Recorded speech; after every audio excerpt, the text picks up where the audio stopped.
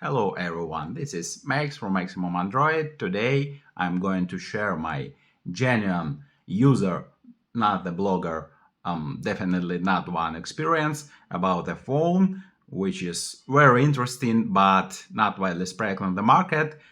It has a breakthrough technology. It represents a new kind of phones which are foldables, and I'll tell you its pros and cons from the user standpoint. Why? Because most of the bloggers I see on YouTube just tell, here is a new phone released, I'll tell you its pros and cons, my first impression. I hope that manufacturers will do better when release them onto retail sales, but who tells you what's going on then over time? I'll tell you. So let's get it on with it, and we're starting for sure with the design. Well, the design wise it could look like a regular bar phone, but only until you have it in your hands. It's quite heavy, 267 grams, and there is more to it. It's a little bit thick, 13 millimeters of thickness, but that's 2-in-1, so absolutely okay for it. And given the dimensions, I definitely use it with two hands. Yes, you can operate it with one hand, no problem, but it's quite heavy and the balance is a little bit weird. All the other specifications are absolutely conventional. Even the phone stand cannot keep this weight and this balance. The diagonal is 6.5 inches. The aspect ratio is 21:9.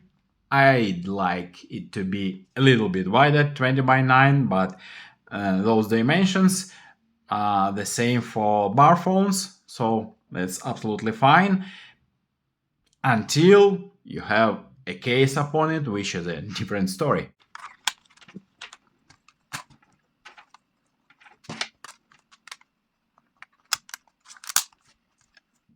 Well, with the case, it goes above and beyond all the decent expectations for a phone dimensions, but I always use it in a case. Why? Because it's a pricey phone and I'm not ready to pay a fortune for a broken screen, damaged hinge or whatever. But the other side, the dark side, is doing some regular tasks. You see, I already took both my hands upon it, so doing some regular tasks could be a challenge, and it is for me. You see, it just refuses to recognize my touches on the edges. So most of the time I use it as intended, in my opinion, in the tablet mode, which is absolute joy and fun for me. Okay, let's talk about what makes this device so special. It's obviously the screens. I'll start with the internal one because it's essentially what being affordable means. Firstly, it's a huge panel. It's almost 8 inches diagonal, 7.9 inches specifically. Display, the aspect ratio is 10:9.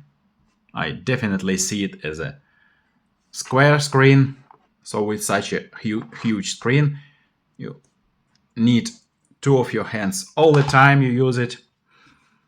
It's an OLED panel, so colors are extremely prominent, vivid, and bright. And what's utterly important for me personally for an OLED screen is it's being an eye-friendly screen. What I mean by that is that high, almost 2000 Hertz PWM dimming is enabled by default. I cannot switch it off, so very thoughtful of honor.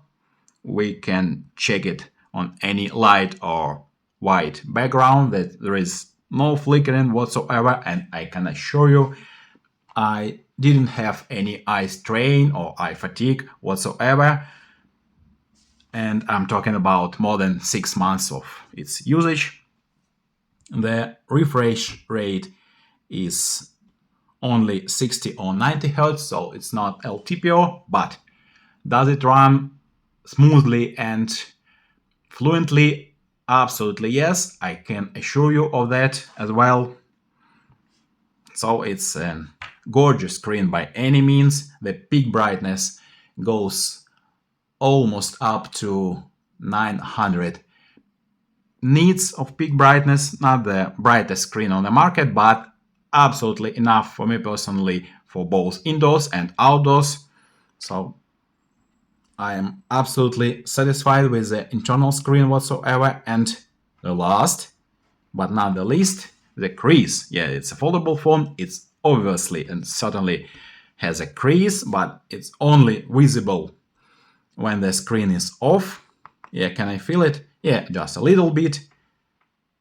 When I use it, I don't use it with the screen off, but in any scenario, I don't see any crease whatsoever. If you do, please let me know. I've got used to the screen with a slight crease not more than during a week after I've got it. So I'm absolutely satisfied with the screen. And a few words about the outer or external screen. If you use it as suggested by the manufacturer, meaning you only cover the back plate with the case, that's the original case you see, then you have an outstanding piece of technology in your hands. It's again an OLED panel, but with higher refresh rate up to 120 Hz and with higher peak brightness up to almost 1300 nits of peak brightness. You can basically easily use it as your daily driver. It's enough for indoors and outdoors. And again, the only my comment is my personal wish for Santa. It would be a bit wider. So nothing to add from my side on the screen. And this brings us to the part which is, in my firm opinion, most important for a foldable and a flagship phone system and performance. First and foremost, the internals. It runs on none other than a powerful powerhouse Snapdragon Gen 1 Plus. So the first generation, yeah, not the third, but it's more than enough for everything, including heavy games. I personally like playing Call of Duty, not Genshin Impact. It's absolutely enough. 12 gigs of solid RAM, LPDDR5X. Yes, the RAM extension technology is there, but I'm not a big fan of it. And the flash storage, internal storage, is half. Yeah, the only option is half of terabyte UFS 4.0. So the best internals you can find out there for this generation. All the applications run absolutely smoothly and fluently, including across the screens. I'll show you how it works. Here I go with a YouTube video on the external. I simply do what? Open the screen, and here I go on the very same moment, but on the internal screen. Yeah, here I go. What I do backwards, going back to external screen. Yeah, here I go on the very same moment, and it knows how to, it recognizes whether you work on the internal or external screen. I open this and it says, man, please rescale it to the square dimensions. So everything is very well across the screens. But, so sure, everything runs absolutely fluently, but that's the easiest part. Let's get to the part not so obvious. Well, what gets me confused and what I have quite mixed feelings about is the operational system itself. The system is called macOS, which is the skin of Android, but I can't say I really experienced that many magical features about it. Well, yes, Honor clearly realizes it produced a foldable phone like you've already seen, I can run any application switching between the external and internal screen on the go, so very handful. And there are a couple of other feature designs, especially for foldables, like App Extender. Boom! What does it do? What is it intended for? It's empty. Have no idea. But what is really handful and must have is application adjustment to a square screen. What I mean, that applications are natively designed to work on rectangular screen, not on a square one, but I can easily fix it, whether in the menu or just opening a newly installed application and clicking that button, and it's upscaled to the square screen. Great. The other maybe needful feature is the multitasking. I'll show it to you, like split screen. Here I go with two applications simultaneously, including horizontally split, but truly, and yeah, they are both functioning absolutely independently. But truly, I've never used this feature. Why? Because I wanted one huge screen and I've got it. I don't need two small screens, whatever. If I need to do some multitasking, I can use the floating window feature. It's very handful. Yeah, I like it. But apart of that, there are a couple, or maybe not even a couple of features that frustrate me or even drive me up the wall, like access to application settings. I cannot even uninstall it. I can do nothing. No. And that differs across the applications. For games, I can only uninstall. For YouTube, I don't have even the uninstall feature. I should have that, like this. Here is the same YouTube on other phone. I just hold the icon and I have direct jump to its settings. I can manage storage, I can set up notifications, grant or withdraw any permissions. So I have it. Well, the other thing, quite weird for me, is the refresh rate. Yes, I can really set up the refresh rate, but I can't see it in any scenario. It should be like this. You see, it's in developer options. I can switch it on or off, and I see what my real refresh rate is. Like, you see, when I switch to YouTube, it has only 60 Hz, but the interface has 120 Hz, so really dynamic. It was here even in the games. The games have their game menu on the side, the sidebar, and the refresh rate was here, but for whatever bloody reason, Honor has removed it with the latest update. So whatever, why? And maybe I'll get it back with the updates, but it still runs on Android 13. When will I get, and will I ever get Android 14? Have no idea, but so much for the numbers.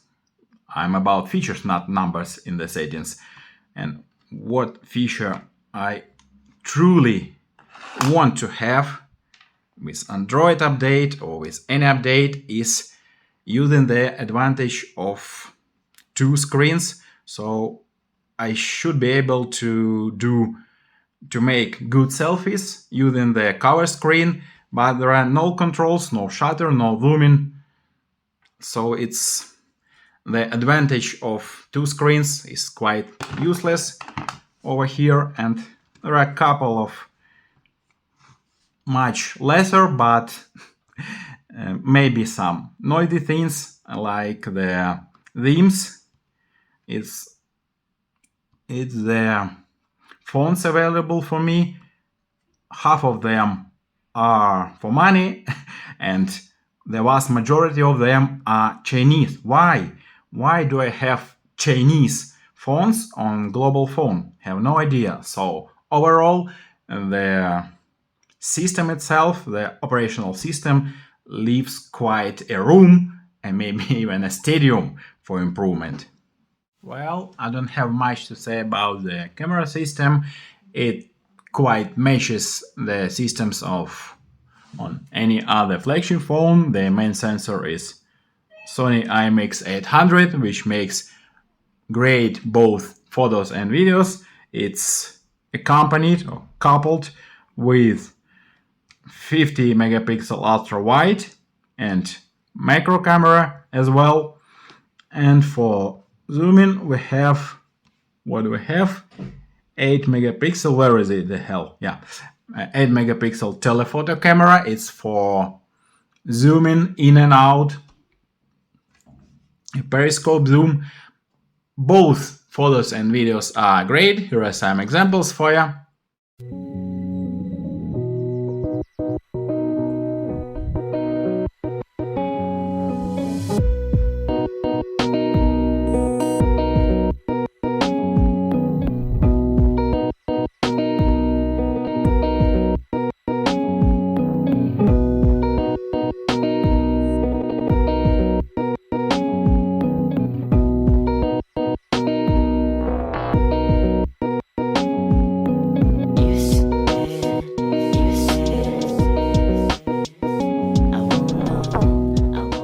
It's 4K video on the main camera of Honor Magic VS. You see the colors, the main sensor, Sony IMX800. The colors are beautiful. Stabilization, let's jump. Yep, great. Ultra wide. Yeah, the angle is really ultra wide, but the quality doesn't drop. It works great. Let's try 3.5 digital optical zoom. I really can see all the leaves separately. And let's try 10x, and it's being the digital zoom. I really need find a distant object. Really great. Maybe the sound gets worse. Here is front camera of the Honor Magic VS. It's limited to 1080p, but I'm fine with that. I don't need any 4K in the front camera. Who needs it? So skip the phone. For me, the light, the quality, stabilization, and autofocus. For me, everything looks fine. Even my face looks better than it is. Well, all the cameras are doing great job under any conditions except for 10 times digital zoomed photo, which I honestly never ever have done and never going to make. So that concludes my review of this beautiful piece of technology, and I'm extremely glad that all my comments and remarks concern only the software, because you cannot improve, you cannot change nothing about the hardware. It is what it is once and forever. And if Honor will improve some software things, major ones and some minor ones, it will be one of the greatest followable even in 2024 among its rivals. So guys, please make some comments. What would you like me to review next? Maybe Q&A session on this phone. Thank you for your attention.